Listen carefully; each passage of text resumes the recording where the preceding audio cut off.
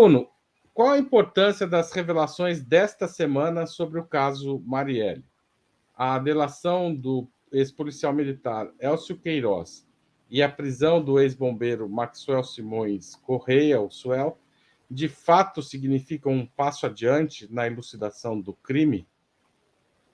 Bom, significam, sim, Haroldo. Eu acho que foi um alento aí, depois de 5 anos, né, de investigações. Ainda a gente precisa saber quem mandou matar e por quê, mas nos últimos 2 anos a investigação vinha a banho-maria, né, principalmente depois que o Wilson Witzel saiu do governo e assumiu o Cláudio Castro, e houve uma série de mudanças entre os delegados responsáveis pela investigação e as promotoras do GAECO, que vinham liderando aí as investigações pelo Ministério Público do Rio, saíram do caso, não houve mais novidades, né?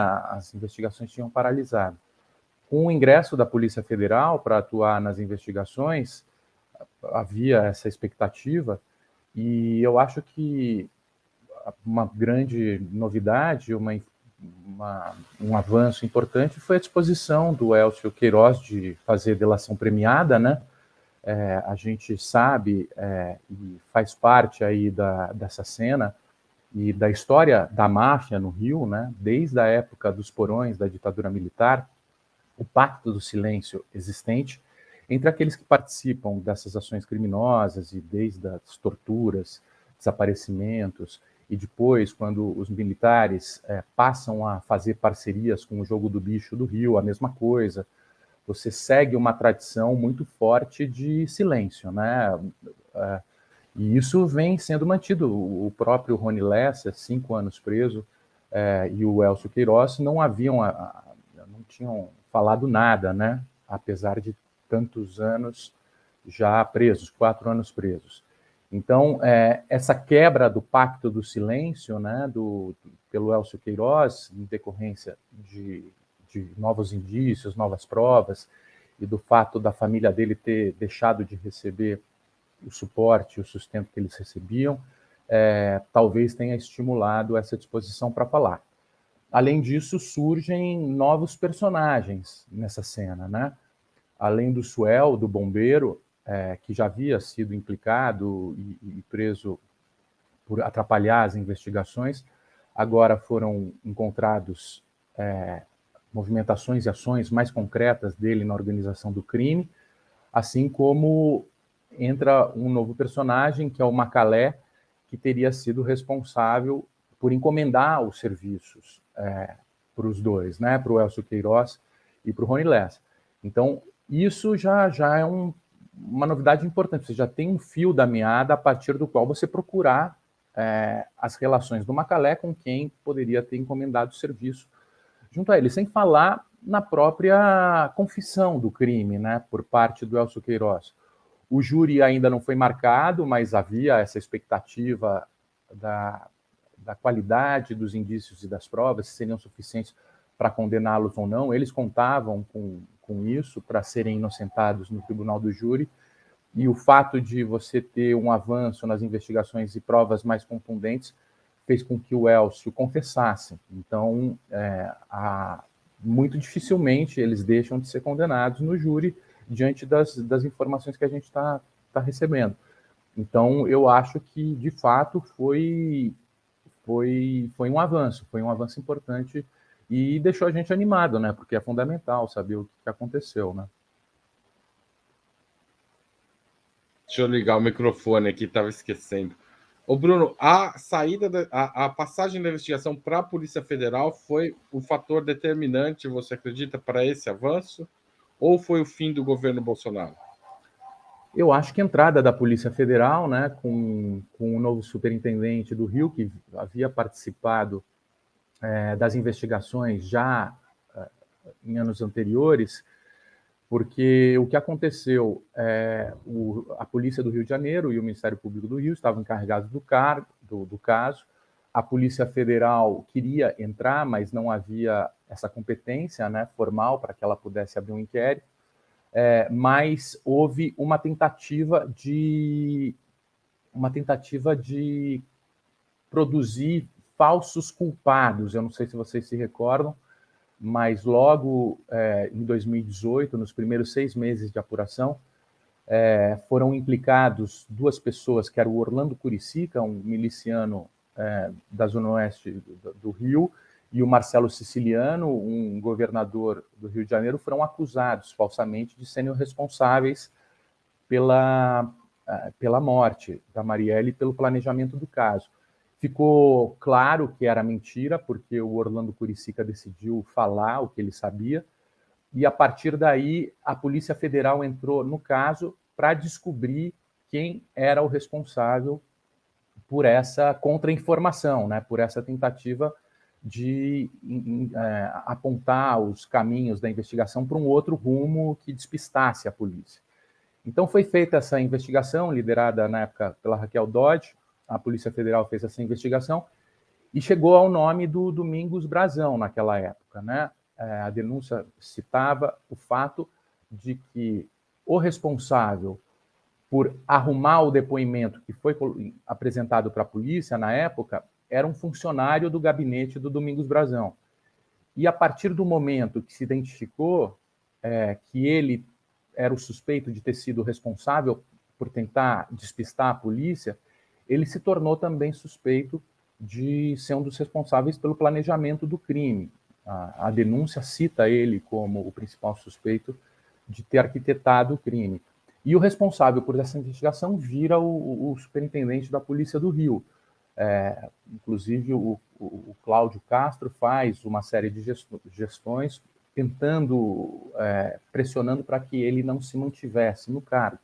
Mas ele passa a atuar, a Polícia Federal passa a contribuir com a investigação, ela não assume a investigação, ela passa a contribuir com o Ministério Público do Rio, identificando falhas e lacunas na investigação, e realmente tem um bom trabalho, porque o caminho, de alguma forma, estava trilhado. O que parecia haver era uma espécie de má vontade e uma crença de que não daria em nada, pela própria dinâmica da Polícia do Rio, que tem uma série de ligações com o crime organizado no Rio de Janeiro, né, com as milícias e tudo mais. Então, a entrada na Polícia Federal, sem dúvida, dá uma chacoalhada. O Domingos Brazão atualmente é conselheiro do Tribunal de Contas ainda, não? Ele foi retirado. Eu não tive tempo de checar, mas eu estava conversando com alguns jornalistas e eles me disseram que ele voltou a ser conselheiro. De repente, você dá um Google aí para a gente checar essa informação, alguém possa... A Natália, talvez. Eu ia fazer essa checagem, mas ele parece que voltou a assumir o cargo. Ele tinha sido afastado em 2017, chegou a ser preso por causa de uma série de operações, ainda em decorrência da Lava Jato. E aí ficou um tempo afastado. E agora, diante do quadro político, né, do Rio de Janeiro e das acomodações que sempre voltam a acontecer, ele teria voltado a ocupar o cargo. Vale a pena a gente checar. Tá bom, vamos tentar checar durante esta transmissão, mas é um fato importante, né? Porque ocupar um cargo desses com esse nível de suspeita realmente é bastante grave, né? O Bruno, além da entrada da Polícia Federal, teve o uso do recurso da delação premiada, muito criticado por conta do que a Lava Jato fez do Instituto. Como você vê essa questão? A delação premiada do Elcio, ela é diferente das delações que aconteceram na Lava Jato? Ela, na sua opinião, ela vale? Tá, só uma coisa, acabei de dar uma checada aqui, realmente ele voltou em março de 2023, a Justiça determinou que ele voltasse a assumir o cargo de conselheiro do Tribunal de Contas do Estado, Domingos Brazão, então ele está no cargo de conselheiro. Eu acho que existe essa discussão sobre a delação premiada em decorrência de tudo que aconteceu durante a Lava Jato, mas eu acho que depende como ela é usada e como ela é feita. Primeiro, existe o aspecto da denúncia ser feita em relação a superiores, né? Você não adianta denunciar para baixo, que aí, nesse caso, não se justifica. Da mesma forma, não pode depender somente do depoimento do denunciante, né? É necessário que esse depoimento seja respaldado por indícios, por provas que confirmem o que ele diz. Faz parte da cena cultural do crime no Rio de Janeiro esses depoimentos falsos, né? Até no livro da República das Milícias, eu escrevo que eu descobri um verbo que eu não conhecia, que é o verbo embuchar, né? É quando você coloca a culpa do caso falsamente nas costas de outro, e isso faz parte também dos conflitos e das guerras e da contra-informação. Ou seja, é um método de trabalho, não é uma coisa que foi usado ocasionalmente no caso Marielle. Não, até segundo as denúncias do Orlando Curicica, na época que ele decide falar e depor, porque ele estava sendo embuchado, no caso da Marielle, ele fala, então eu vou falar, porque senão eu vou ser preso, eu sei que eu vou ser preso, e as forças são muito poderosas, e ele começa a falar, ele diz que existe uma série de ligações da própria divisão de homicídios da Polícia do Rio com os matadores, né?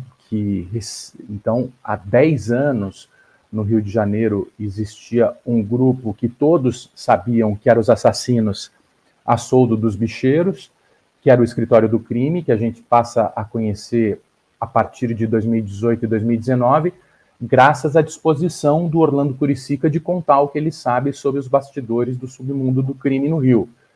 Então, a partir dessas informações, a gente sabe que existe um grupo bem estruturado que há mais de 10 anos matava para bicheiros, né? E recebiam, e segundo o Orlando Curicica, pagava propina para que eles não fossem presos. De fato, foi uma série de assassinatos importantes no submundo do bicho, do rio e tudo mais, que nunca se encontravam um culpado, né?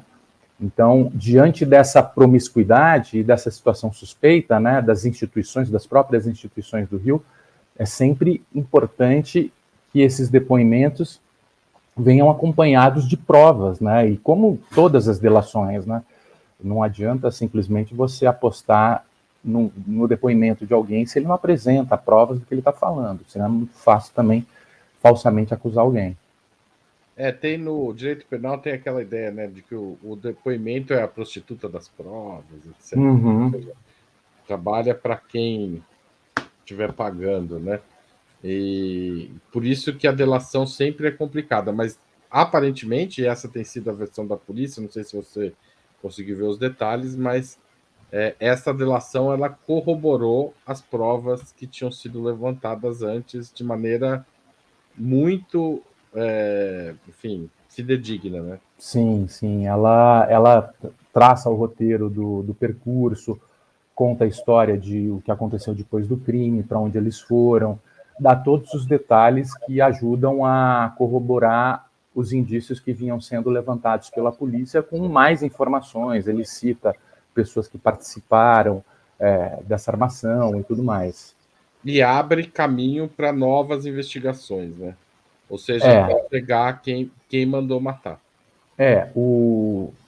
Talvez essa seja a principal, claro, esse é o principal desafio que a gente espera há 5 anos responder, e a entrada do Macalé na história já traz à luz algumas hipóteses que já tinham sido levantadas nas investigações anteriores, mas que ficaram em banho-maria e não avançaram.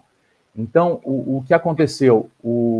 Uma das hipóteses para o crime que havia sido levantada na época da investigação do Ministério Público e da Polícia Civil é que o crime teria acontecido como uma retaliação a movimentações do Marcelo Freixo, e a morte da Marielle seria uma forma de atacá-lo diante do fato dele andar com segurança e ser uma figura mais protegida institucionalmente. O que aconteceu? Em 2017, houve uma operação da Polícia Federal em decorrência de um depoimento de um empresário da Andrade Gutierrez, que contava um esquema no Tribunal de Contas do Estado que envolvia propinas de até 20% para votar favoravelmente a contratos ilícitos. Por causa dessa operação e por causa desse depoimento, 5 conselheiros foram afastados, entre eles o Domingos Brazão, e foram presos, inclusive, preventivamente e tal. Isso foi uma primeira operação. O que aconteceu? O depoente que fez essa delação era o 6º conselheiro do Tribunal de Contas. E o Tribunal de Contas tem 7 conselheiros só. Então, restou apenas uma conselheira trabalhando no Tribunal de Contas, os outros 5 foram afastados, e o 6º que fez a delação mudou para os Estados Unidos para preservar a integridade física, essas coisas. Então, havia necessidade de escolher novos 3 conselheiros para que o Tribunal de Contas não fechasse, né? Continuasse trabalhando, era necessário ter pelo menos o quórum de 4 conselheiros. E aí ficou decidido, para não repetir os vícios de sempre históricos do Rio, que iriam ser escolhidos 3 conselheiros de carreira para assumir o cargo. Estava tudo certo. No dia que eles iriam tomar posse, um cargo vitalício, cheio de benefícios, salários milionários, aquela coisa que a gente conhece, eles desistiram de assumir. E o Pezão, que na época era o governador, indica um deputado que é o Edson Albertassi, que era ligado ao Paulo Melo, a todo o esquema antigo que vinha desde o Sérgio Cabral e permaneceu na Assembleia Legislativa, junto com o Pisciani e tudo mais. E aí o Edson Albertassi é escolhido para ser conselheiro do Tribunal de Contas do Estado.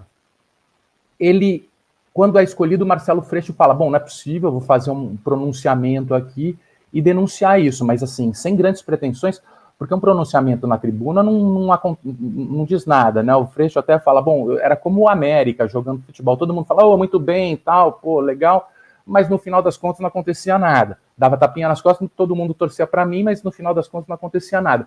E o Albertassi vai pedir para ele não fazer o pronunciamento na tribuna, mas ele fala, não, sempre faço, eu vou fazer. Chega à noite, ele recebe um telefonema dos procuradores federais do Rio de Janeiro para que ele fosse imediatamente, que eles precisavam conversar com ele urgentemente na procuradoria. Ele vai conversar e eles pedem para o Freixo conseguir, de alguma forma, entrar com uma ação que adiasse a posse do Edson Albertassi no Tribunal de Contas. Ele consegue, e o que acontece? Acontece uma segunda operação muito importante, que é a Operação Cadeia Velha, que prende o Pisciani, prende o Paulo Melo, prende o próprio Edson Albertassi, e se ele assumisse, por questão de fórum privilegiado, a operação saía das mãos dos procuradores. Então você tinha toda uma articulação aí para que essa operação acontecesse. Um xadrez para ser jogado. Um xadrez. E aí, isso acontece em novembro, essa operação acontece em novembro, e a Marielle, inclusive, participa da conversa com o Marcelo Freixo, na época. E a suspeita, a hipótese, né, é que justamente em decorrência desse grande avanço num esquema de mais de 20 anos, que vinha desde os anos 90, tentou se mostrar quem mandava no Estado a partir da morte de uma das pessoas implicadas no combate a esse grupo. Então, o Domingos Brazão era um dos suspeitos em decorrência dessa operação. E aí, isso foi aventado como uma das hipóteses, mas acabou não avançando, principalmente depois que o Cláudio Castro assume as mudanças de delegado e tudo isso. Então, essa já era uma das hipóteses aventadas, que tinha um reforço das investigações da Polícia Federal feitas na época da Raquel Dodge, né? Então, eles eram possíveis suspeitos, era uma hipótese. Então, agora, com a entrada do Macalé, isso volta a nos levantar perguntas, né? A gente sempre tem que ser muito cuidadoso de não se antecipar às investigações para não atrapalhar, né, e criar expectativa, mas é inevitável, a gente não pode fingir que a gente não sabe de coisas que aconteceram e que estavam ficando por aí, né? Então, isso volta porque o Macalé, ele era, segundo o relatório da CPI das Milícias de 2018, ele era da região de Madureira, de Oswaldo Cruz, de uma milícia de Oswaldo Cruz, que no próprio relatório da CPI das Milícias é apontado como região de influência do Domingos Brazão e do Chiquinho Brazão, que é o irmão do Domingos Brazão, que é deputado federal pelo Rio de Janeiro. Então, essas informações começam a colocar algumas peças aí que a gente fica na expectativa de saber se, enfim, é o caminho ou não, se as respostas virão, né? A pergunta do programa de hoje é se as milícias têm medo do caso Marielle. Esse caso, o avanço nas investigações abala a organização das milícias de alguma forma? Eu acho que tem uma repercussão política importante. Eu acho que, sobretudo, esse caso seja descoberto, né, ele fortalece as instituições, principalmente, né? Fortalece a Polícia Federal, fortalece o Ministério Público, fortalece o Estado de Direito, fortalece o Estado, fortalece a democracia, fortalece a crença na democracia, no momento que ela estava completamente desacreditada, principalmente no Rio de Janeiro, onde as milícias têm um poder político muito forte, nos municípios, nos territórios, nas instituições. Então, hoje, eu acho que, não sei até que ponto se pensa estrategicamente e politicamente, porque assim, a gente percebe que o pensamento das milícias é muito localizado, territorializado, no dia a dia dos negócios e do dinheiro miúdo pode ser do tráfico de armas, pode ser do gatunete, da extorsão dos empresários. Você fica muito nesse cotidiano de produção de receitas, né? Às vezes não tem nem capacidade de pensar estrategicamente em longo prazo. Então, não sei se é um tipo de preocupação, se acontecer, porque estão ganhando dinheiro, continuam ganhando dinheiro como nunca, né? Com influência grande como nunca. As instituições policiais do Rio estão muito frágeis, você não tem nenhuma secretaria de segurança, você tem secretarias de polícias, né? Um secretário da Polícia Civil, um secretário da Polícia Militar, eles fazem operação, matam 60 pessoas e não acontece nada. Você vê que eles estão fazendo o que eles querem, né? Sem nenhum tipo de prestação de contas, eles não se sentem obrigados a prestar conta para as instituições, né? Então, apesar da força e do dinheiro que eles ganham hoje, mais do que nunca, eu acho que talvez essa apuração, caso seja descoberto, eu acho que você fortalece muito o Estado e as instituições, né? Talvez a minha leitura seja um pouco... Não dá para ser muito otimista no Rio de Janeiro, né? É uma situação tão difícil que o máximo de otimismo que a gente consegue ter é um pouco por aí. Bruno, o Alfredo Rezende Coelho faz uma pergunta um pouco nessa linha. Pensando de forma abrangente para neutralizar a influência das milícias nas instituições policiais, é necessária uma reforma constitucional da segurança pública? O problema estaria na Constituição, de alguma forma? Eu acho que há um problema na Constituição e há um problema no modelo de política de segurança pública que existe no Brasil, em diversos estados. As polícias militares são muito mais fortes e organizadas. A gente tem duas polícias, a Polícia Militar e a Polícia Civil, que atuam nas seguranças públicas dos estados. As polícias militares são responsáveis pelo patrulhamento ostensivo, pela prevenção e pela prisão em flagrante, basicamente, que é o grosso da forma de policiamento que a gente tem no Brasil. Por causa disso, por depender muito da prisão em flagrante, o que acontece é que você prende muita gente, pouco importante na estrutura do crime, e isso superlota as prisões, e com as prisões superlotadas, as facções se fortalecem e se tornam o grande modelo criminal no Brasil. Ao mesmo tempo, você tem uma polícia civil muito fragilizada. Então, você fica nessa aposta como se segurança pública fosse uma guerra permanente e cotidiana nos bairros pobres para prender ou exterminar pobres e superlotar as prisões, e assim a gente vai tocando. Isso é um modelo que vem sendo aplicado há décadas no Brasil e que vem fortalecendo, inclusive, o crime. Hoje o crime brasileiro, principalmente o tráfico de drogas, é internacional, já vende drogas para todos os continentes do mundo, tem representantes em diversos continentes, ganha dinheiro em dólar, está lavando dinheiro, esse dinheiro entra na economia, você tem uma força muito grande do crime organizado, porque esse modelo de segurança pública não funciona. Ao mesmo tempo, essas corporações são muito fortes politicamente, e é muito resistente, muito difícil você conseguir mudanças estruturais de médio prazo. A gente vem tentando e discutindo há muito tempo. E a gente vê o retrocesso. A gente teve o Bolsonaro eleito em 2018, que representava justamente um discurso de dobrar esse veneno que está nos matando, que a gente pensa que é o nosso remédio. Fala, vamos dobrar a dose desse veneno que vem nos fragilizando. Então, é difícil apostar e botar todas as fichas nas mudanças institucionais. Eu acho que a gente precisa pensar meio, não perder isso do horizonte, mas pensar em medidas de curto prazo, né? E é uma coisa que desde o relatório da CPI das milícias já se fala.